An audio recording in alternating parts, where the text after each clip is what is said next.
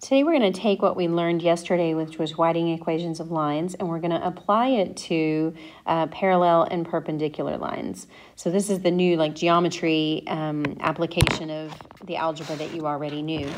So one of the things we have to know is that parallel lines have the same slopes.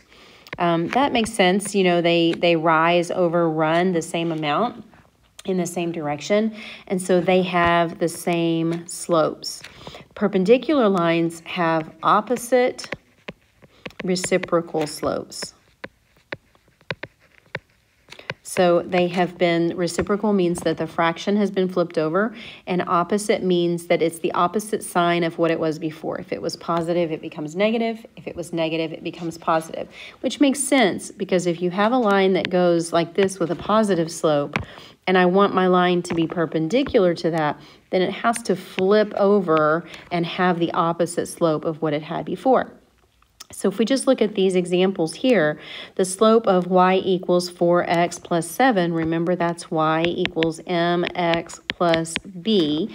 M is the slope, so the original line had a slope of 4. So if I want to write an equation of a line that's parallel to that one, I'm going to use the same slope of 4. And if I wanted to write an equation of a line that's perpendicular to that one, I would use negative 1/4 because this fraction is actually 4 over 1. So the reciprocal of that would be 1 over 4 and the opposite would be negative. So with the second problem, we have y equals negative 1/3 x minus 6. So the original slope is negative 1/3. If I wanted to write the equation of a line that's parallel to that, I would use that same slope, negative 1/3. And if I want to write the slope of a line that's perpendicular to that, then I would need to write the opposite reciprocal. So the reciprocal of 1/3 is 3, and it's negative, so I make it positive. Then, lastly, we have 4x minus 10y is equal to 9. Well, you can't really tell what the slope is unless you rearrange some things. So we're going to move, so we've got negative 10y is equal to negative 4x plus 9. If I divide by negative 10, then that reduces down to 2/5. So the original slope of that line is 2/5. The slope of a parallel line would be 2/5, and the slope of a perpendicular line to that would be negative 5/2. Okay, so now that we know what parallel and perpendicular slopes, how they behave, I want to write the equation of a line passing through 5, negative 4 that is parallel to the line passing through negative 4, negative 3, and 8, 12. So what I have is I have a line that exists. It passes through negative 4, negative 3, and 8, 12. I want another line that passes through 5, negative 4, and I want it to be parallel to the original line. So we need to find the slope of the original line. So it's 12 minus a negative 3 over 8 minus a negative 4. So we have 15/12, which would be 5/4. Okay, now I want mine to be parallel, which means I'm going to use the exact same slope. Only now it's going to pass through 5, negative 4. So now we're back down to what we did yesterday. We're using this slope, 5/4, and we're using this point, 5, negative 4. So you can use whatever you want. You can use point slope or you can use slope intercept. I'm going to use slope intercept this time. So I would say y, so it's y equals mx plus b. So it's negative 4 is equal to 5/4 times x, which is 5, plus b. So I have negative 4 equals 25/4 plus b. Now, these are a little tricky because you do need to get a common denominator. So I need my denominator to be 4. I'm going to multiply this side by 4 over 4. So this becomes negative 16/4 and 25/4. If you add 25 or subtract 25/4 from 16, you get negative 41. So you would end up with y is equal to 5/4 x minus 41/4. And that is in slope intercept form. If I had asked for it in point slope form, then you would wanted to use the y minus y1 equals m times x minus x1 equation. So the next one, write the equation of the line that is perpendicular, that has to do with slope, to this original line, 2x plus 8y equals 9, and passes through the point 5, negative 14. So the first thing I need to do is find my slope. So I have 2x plus 8y equals 9. Subtract 2x from both sides and divide by 8.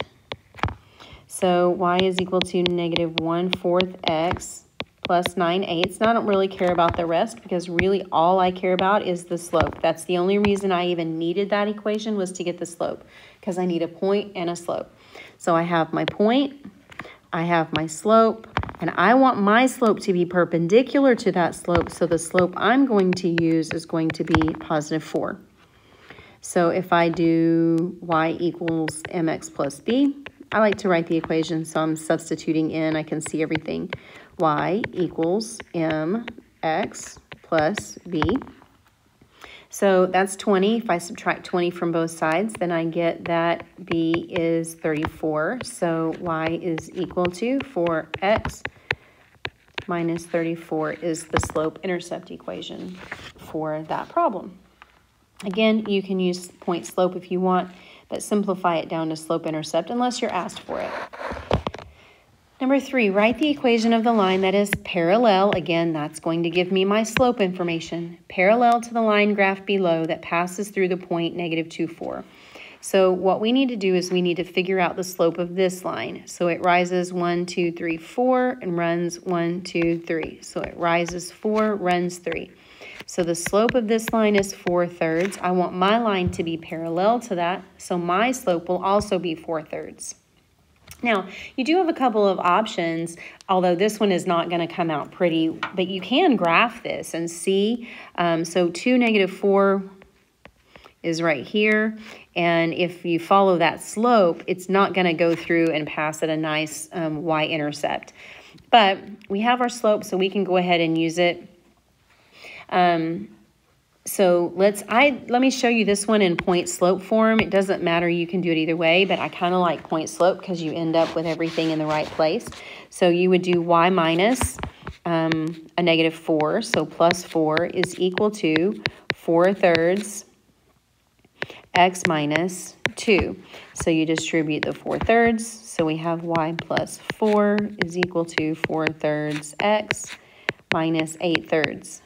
Now again, like I said, you can still do slope-intercept if you want to use y, m, and x and solve for b. This is just another way. I was just showing you that you could do it a different way.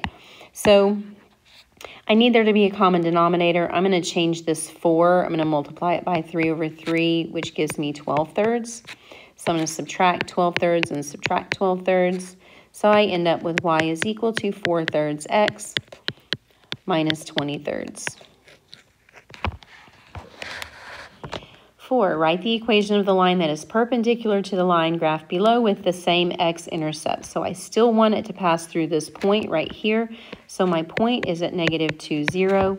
My slope is going to be perpendicular, so let's use our intercepts so that we can see it easily. This is up 3, back 2, so the slope of the line is negative 3/2. It doesn't matter where the negative goes, just use one of them. Now, I want my line to be perpendicular to that, so the slope that's perpendicular is going to be 2/3. So I'm going to use point slope again. So y minus y1 is equal to m times x minus x1. It was minus a negative 2.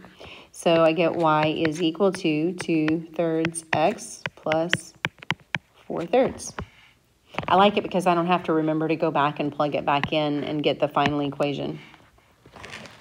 So write the equation of the lines that are parallel and perpendicular to x is equal to 4 and contain the point x is 2 and 9. So remember, x is equal to 4 looks like this.